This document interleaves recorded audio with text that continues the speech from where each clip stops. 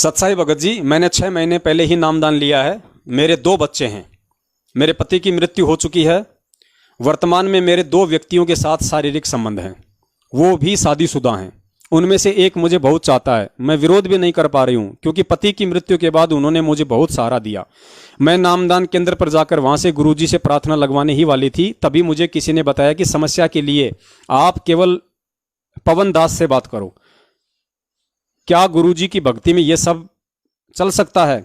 यदि नहीं तो मुझे क्या करना होगा, कृपया समाधान करें। ये राजस्थान से हमारी एक बहन है। बहन का दास नाम और उसकी जगह नहीं बताएगा, थोड़ा सा ये प्राइवेट मामला है, लेकिन ऐसी बहुत सारी समस्याएं हमारी माता बहनों के साथ में हैं, इसलिए दास ने इसको सार्वजनिक करना उचित समझा। राजस्थान से एक बहन है, उसके 2 बच्चे हैं, शादीशुदा है, सुंदर है, जैसा उन्होंने मुझे बताया इसमें जो लिखा है। अभी 1-1.5 महीने पहले उन्होंने एक नामदान केंद्र से नाम लिया है। तो अब वो बहन ये कह रही है कि भगत जी, जब मैं गुरुजी के सत्संग सुनती हूँ तो मुझे बहुत कुछ ज्ञान हुआ, और मेरी समस्या ये है कि मैं शादीशुदा हूँ, मेरे 2 बच्चे हैं, मेरे पति की जो है वो मृत्यु हो चुकी है और अब मुझे ये नामदान मिल चुका है। लेकिन जब मेरे पति की मृत्यु हुई उसके बाद 2 व्यक्तियों के साथ में मेरे शारीरिक संबंध स्थापित हो गए, और वो दोनों भी शादीशुदा हैं। उनमें से एक मुझे बहुत ज़्यादा चाहता है, लेकिन अब मैं जब आपके वीडियो देखती हूँ तो अंदर से मेरी आत्मा रोती है। गुरुजी के सत्संग सुनती हूँ, मुझे बहुत कुछ मुझे अच्छा भी लगता है, बहुत कुछ मुझे नहीं भी लगता। तो ऐसी स्थिति में मुझे क्या करना चाहिए? तो बहन देखिए, आपकी जो समस्या है, ये हमारी एक महाराष्ट्र से बहन थी कुछ समय पहले, उसकी भी ये समस्या थी। दास ने उसको मोबाइल पे ही उसको सब कुछ उसको समझाया था, लेकिन उसकी रिकॉर्डिंग दास ने वायरल नहीं की थी। देखो बहन, सबसे पहली बात तो ये कि आज वर्तमान में आप परमपिता परमेश्वर सतगुरु रामपाल जी महाराज जी की शिष्या हैं। सबसे पहले आपने ज्ञान आधार से और इस जो आपने सत्संग सुने होंगे उस आधार से आपने बहुत कुछ विचार करना पड़ेगा। परमेश्वर के भक्ति मार्ग में ये चीजें बिल्कुल भी जायज नहीं है। 101% परमेश्वर के मार्ग में ये नहीं चलेगा, ना ही ये चलता है। नाम दीक्षा आपने ले ली, बहुत अच्छी बात है, परमेश्वर का मार्ग है। और दास तो ये कहना चाहेगा बहन कि आपके आपके पति की जो मृत्यु हुई है और उसके बाद जो आपको परमपिता परमेश्वर सतगुरु रामपाल जी महाराज जी का नाम मिला है, मैं तो ये कह सकता हूँ कि परमात्मा ने ये सारी जो लीला है, सारा जो ये घटनाक्रम हुआ है, ये आपको परमात्मा ने भक्ति करवाने के लिए किया है। शायद आपके पति जीवित होते तो शायद वो आपको भक्ति ना करने देते, शायद आप इस परमात्मा के मार्ग में नहीं जुड़ पाती। तो जो भी कुछ हुआ है, चूंकि आज आपको भगवान का नाम मिल चुका है, इसलिए दास कह रहा है कि आपके पति की मृत्यु होना भी आपके हित में थी, वो आपके भले के लिए। अभी नहीं तो आगे आपको समझ में आ जाएगी, क्योंकि आपको भगवान मिल गया, आपको परमात्मा मिल गया। उसके बाद आप जिस सत्संग सुन रही हो, नियम भी आपने अच्छे तरीके से जाने होंगे, पहचाने होंगे। उसके बाद आपकी पति की मृत्यु के बाद और जब आपको नाम मिल गया परमात्मा का, आप एक साध्वी बन गई, आप मीराबाई की तरह हो गई, आप एक संतनी बन गई। उसके बाद बहन जी, किसी भी अन्य व्यक्ति से किसी भी प्रकार के शारीरिक संबंध इस भक्ति मार्ग में नाजायज हैं। आपको नहीं पता था, आपसे अनजाने में ये गलतियां हो गई, परमात्मा माफ़ करता है। आज आपको सच्चाई का मालूम हो रहा है, आज आपको हकीकत मालूम पड़ रही है, आगे से आपने भूल के भी ये गलती नहीं करनी है। अब आप कह रही हो कि मैं उनसे पीछा कैसे छुड़वाऊँ, क्योंकि एक तो मुझे बहुत ज़्यादा चाहता है। देखिए बहन, आपने कहा कि मेरे पति की मृत्यु के बाद उन्होंने मुझे सहारा दिया। हो सकता है उन्होंने आपको पैसे से सहारा दिया होगा और आपकी जो ज़रूरत की चीज़ें थी उसके लिए उन्होंने सहारा दिया होगा। लेकिन बहन, आज आप परमेश्वर की बच्ची हैं, आज आप सतगुरु रामपाल जी महाराज जी की शिष्या हैं।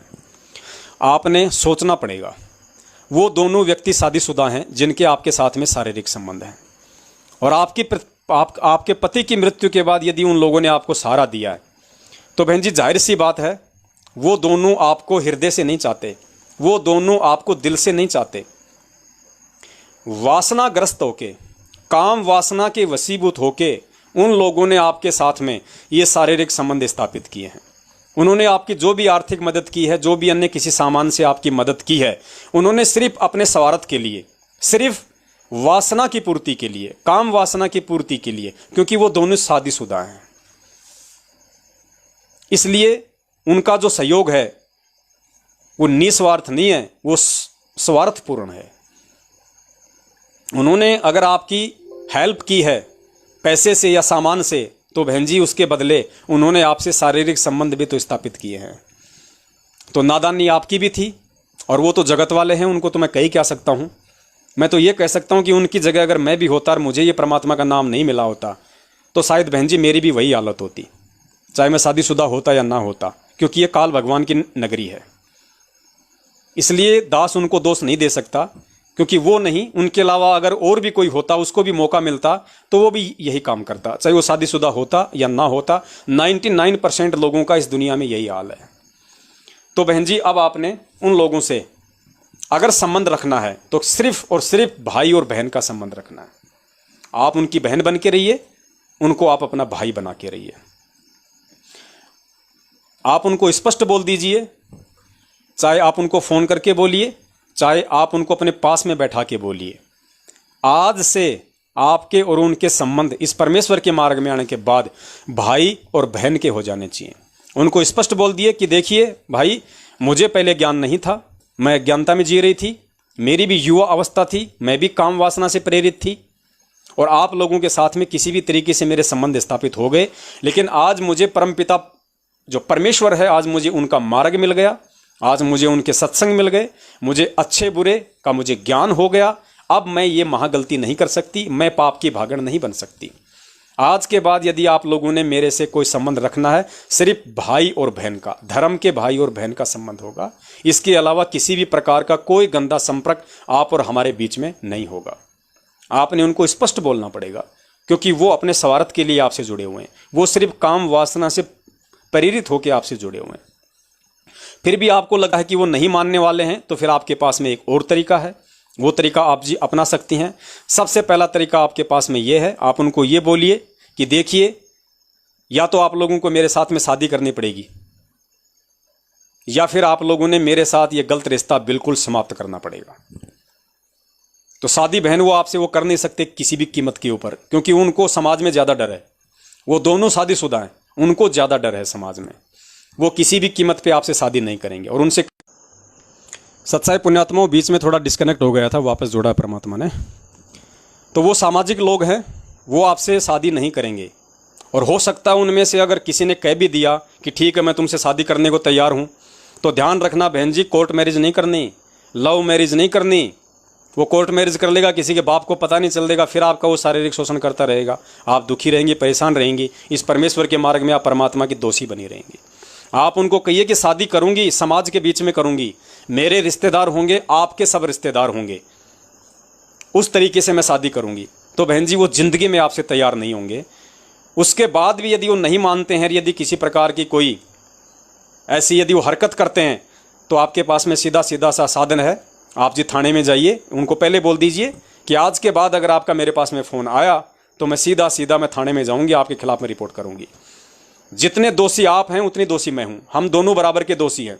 वो आपको डरा नहीं सकते, धमका नहीं सकते, क्योंकि जितने दोषी वो हैं आप भी उतनी दोषी हैं। आप उनको बोलिए कि आप मेरे ऊपर किसी प्रकार का कोई ब्लेम नहीं लगा सकते। अगर मैंने गलती की है तो तुम कौन से राजा हरिश्चंद्र की औलाद थे जो शादीशुदा होके बाल बच्चों के बाप होके तुमने मेरे साथ ये अनैतिक संबंध स्थापित किए। चलो एक समय के लिए सोच लेती हूँ, मेरा तो पति इस दुनिया में नहीं था, मैं तो फिर भी अपनी काम वासना की पूर्ति के लिए चलो मैंने वो किया नादानी में। तुम्हारी तो पत्नियां जिंदा हैं, तुम्हारी माँ तो तुम्हारे घर पे बैठी है, फिर तुमने मेरे साथ ये गलत रिश्ते क्यों कायम किए? तो बहन जी तुमसे ज़्यादा वो डरे हुए हैं। तो थोड़ी हिम्मत आपको करनी पड़ेगी, संघर्ष आपको करना पड़ेगा बहन, ध्यान रखना। और इस परमेश्वर के मार्ग में बिल्कुल भी ये नहीं चलेगा। आज से पहले चाहे आपने कितने भी कुकर्म किए हों उनके साथ में, नाम लेने के बाद भी, हो सकता है आपने अनजाने में किए, आपको नहीं पता था, आपकी मजबूरी रही है, लेकिन आज उस परमपिता परमेश्वर ने आप जी तक दास को निमित्त बना के संदेशा पहुंचवा दिया है। आज के बाद यदि आप वो गलती करेंगी, आपने उनको नज़रों से भी, मतलब जो गंदी नज़र है, जिस तरीके से आप लोग पहले एक दूसरे से जो मिला करते थे, उस नज़रों से भी नहीं देखना। आपने उसको देखना तो अपने भाई की दृष्टि से देखना है। और स्पष्ट बोल दीजिए, संघर्ष करोगी बहन तभी परमात्मा आपका साथ देगा, ध्यान रखना। नहीं तो सारी जिंदगी ऐसे आप शोषित होती रहोगी, ना आप घर की रहोगी ना आप घाट की रहोगी, और परमात्मा आपसे कोसों दूर हो जाएगा।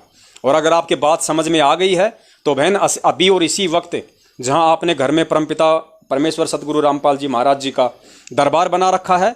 गुरुदेव को अपने तमाम उन जाने अनजाने की गलतियों के लिए क्षमा याचना मांगो परमात्मा से, और परमात्मा से प्रतिज्ञा करो कि परमेश्वर चाहे कुछ भी हो जाए, चाहे मेरी बेइज्जती हो, चाहे समाज के सामने ये बातें आए उन लोगों के द्वारा, चाहे मेरी गर्दन उतरे, परमात्मा मुझे आज से पहले नहीं पता था, आज मुझे मालूम हो गया है, परमेश्वर आज से ये दासी आपको मेरा दासी बन के दिखाएगी। परमात्मा सौपन में भी मैं कभी किसी गैर पुरुष के प्रति अपने भाव नहीं लेके आऊँगी, मैं केवल अपना साध्वी वाला जीवन जीऊँगी, अपने बच्चों का लालन पालन करूंगी, अपना काम धंधा करूंगी, जो भी है परमेश्वर आपकी मैं भक्ति करूंगी, तो परमात्मा आपका साथ देगा, क्योंकि परमेश्वर समर्थ है। जब चाहे परमात्मा जिसके विचारों को बदल सकता है, उन दोनों भाइयों के विचारों को परमात्मा जब चाहे जब बदल देगा, वो परमेश्वर के हाथ में है। यदि आप परमेश्वर के हाथों की कठपुतली बनोगी तो, आप यदि इतनी दृढ़ होगी तो।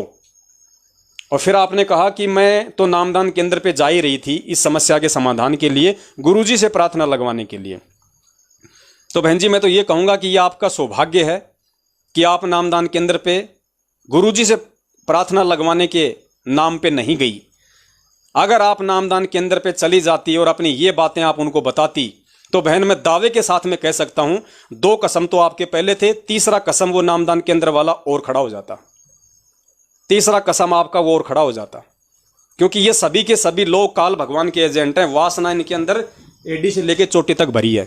मध्य प्रदेश के धार जिले में अभी 6 महीने पहले, आपने देखा होगा 4-5 महीने पहले, हमारी एक बहन नाम शुद्ध करवाने गई थी, और उस बहन के साथ में 8 दिन तक वहां के 4 सेवादारों ने बलात्कार किया, 8 दिन तक। और उस मामले को दबाने के लिए गुरुजी का नाम लेके संगत से ही 15 लाख रुपए उठा लिए कि गुरुजी का आदेश है इस मामले को दबाना है। 10-12 लाख रुपए तो उसके पति को दिए मामला शांत करने के लिए, बाकी इन्होंने हो सकता है प्रशासन में भी दिए होंगे। तो ये आपका सौभाग्य है कि आपका तीसरा कसम होने से बच गया। और आगे से ध्यान रखना बहन, बिल्कुल भी हमने परमेश्वर को दुखी नहीं करना, परमेश्वर की प्रत्येक आज्ञा का, प्रत्येक वचन का हमने पालन करना है।